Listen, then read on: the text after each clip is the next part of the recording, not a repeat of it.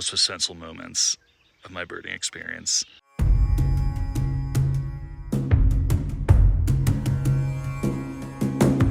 Good morning, everyone. It's Roberto with Berto's Bird Life. I'm in Santa Fe for my first time. I'm really excited. And as usual, I'm going to be birding my butt off for a good portion of the day. I'm at the Santa Fe Canyon Preserve at the Cerro Gordo trailhead. And I don't really know how long it is. Seems like there's a pretty wide network of trails. So I'm just gonna explore, see what I can find, hit some other sites around Santa Fe today and have some fun. Let's see what we can find. It was a little chilly in the Canyon Preserve this morning, so I think the birds are a little slow to wake up, but it didn't stop me from enjoying the scenic views.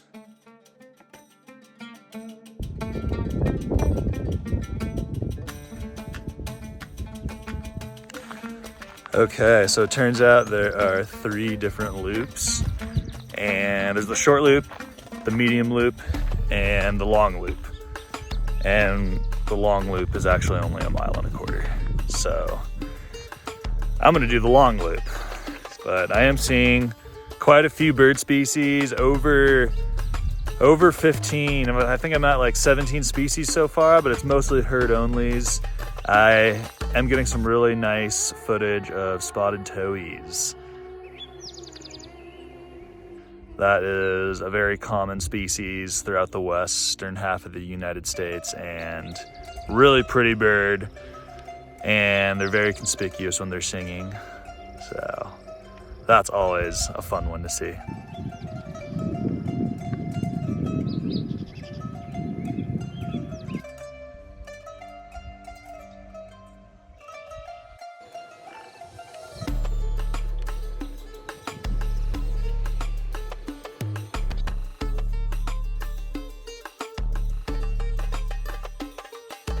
There's a yellow-breasted chat in this tall tree. Declared this a couple weeks ago, but I'm going to declare it officially on this channel. The yellow-breasted chat is currently my favorite bird song.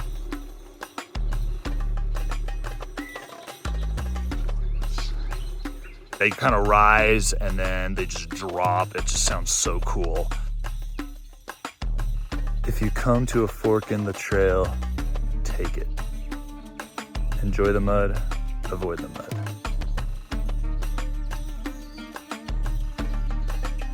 It looks pretty dry, so I'm gonna take my chances and enjoy the mud.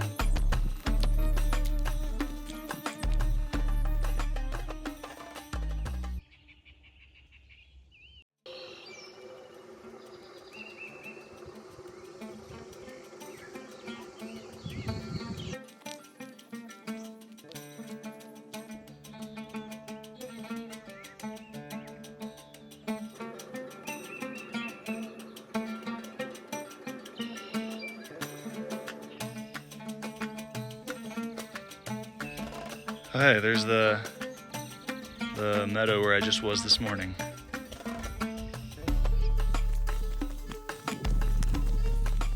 I just got the best footage I have ever gotten of a black-headed grosbeak.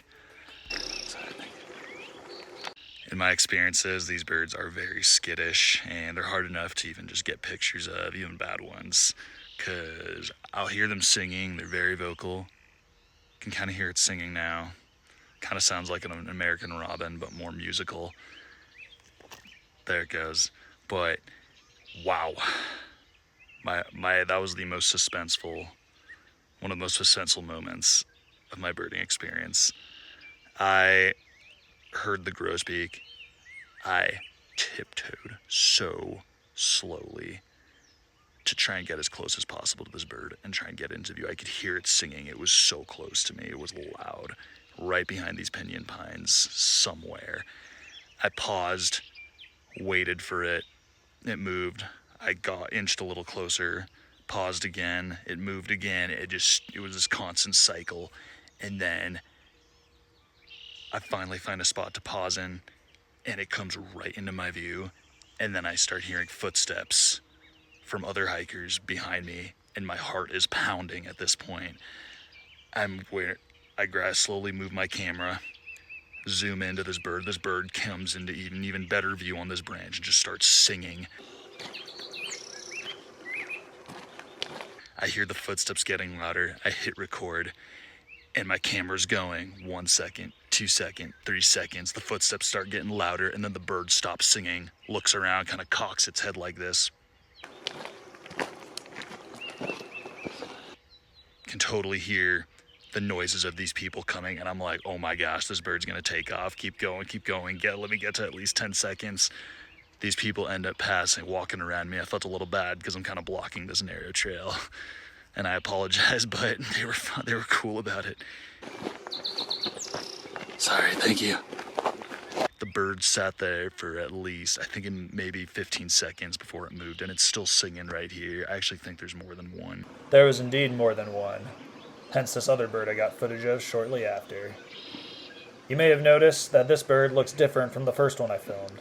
That's because this one is a fully grown male. The first bird I filmed is actually a 1-year-old male. This guy won't obtain his fully grown, brilliant male plumage until he's 2 years of age. All right, just made it back to the parking lot. Did the whole 1.25 mile loop. Took about 2 hours, only because I was birding and filming for so long, but I'm glad I did it when I did, because I was the first car to pull up when I got here, and now this parking lot is totally full. After capturing some footage of a brown-headed cowbird in the parking lot, I drove over to the Randall Davey Audubon Center of Santa Fe, where I was greeted by another brown-headed cowbird. Did this guy follow me several miles to the Audubon Center? The Audubon Center itself was neat. They had lots of cool posters, even in the bathrooms. But I quickly got to the trails in search of more birds.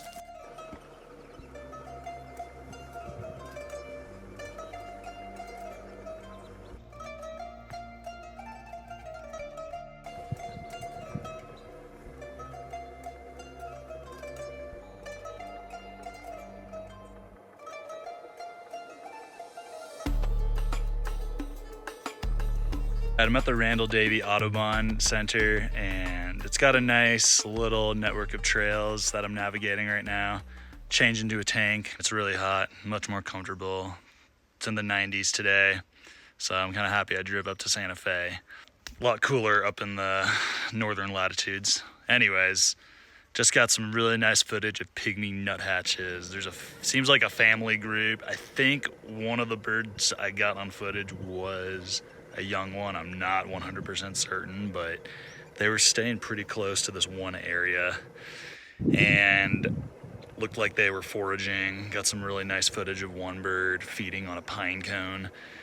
But this area is really nice. Lots of pinyon pines surrounded by various other conifer trees such as ponderosa pine and junipers. It's really nice back here, and I am seeing a lot of stuff. I've detected almost 20 species so far. Trying to get more birds on footage. It's a little tricky in forested habitats like this, but I am seeing a good amount of birds. The star of this sesh, though, was definitely the Woodhouse's scrub jay. This bird sat on a branch preening itself, showing little concern of my presence, even though I was standing maybe 10 feet away. This bird appeared to be an immature bird with the amount of gray it had on its head. The adults have a nearly full head of blue, like this one. The Woodhouse's scrub jay is widespread and common throughout the southwestern region of the United States, as well as further south deep into Mexico. They are very closely related to the similar-looking California scrub jay, and are even formerly regarded as the same species, known as the western scrub jay. After spending all this time in New Mexico, I can understand why they were split, as the Woodhouse's scrub jay is a much lighter shade of blue, and sounds very different from the California scrub jay, which I grew up with in my home state of California. I finished up at the Audubon Center and checked out one more birding location while I was in town. I just spent a big chunk of my day exploring Santa Fe, and it was super fun. Decided to end my day with another hike here in town. I'm at the Little Tesuque Trail, or the Little Tesuque Creek open space. Little Tesuque Creek was a nice trail that ran along this tranquil little creek. So the Little Tesuque Creek trail started out kind of slow. Wasn't really seeing or hearing a whole lot, but then I heard a sound and I stopped, and I ended up staying at this one spot for almost 10 minutes because there ended up being a yellow rumped warbler, a black-throated gray warbler, a mountain chickadee, a black-headed grosbeak, a warbling vireo, and a plumeous vireo, all in this little clearing in the trees. Got nice looks at every single one of those birds, and that was pretty sweet. I only got footage of the yellow rumped warbler, so that seems to be the only bird I've gotten footage of this entire trail so far, but I did get quite a few bird species. I'm just hearing them more than I'm seeing them at this point. But I'm gonna start hiking back. This little creek area is kind of a nice way to end the day because I'm so tired, and hearing the sound of the water flowing is super relaxing right now. Have you ever been birding in Santa Fe? What were your experiences like? Let me know in the comments below. Don't forget to hit that like button and subscribe to my channel. As always, thanks for watching Birdo's Bird Life. I'll see you next time on the next adventure.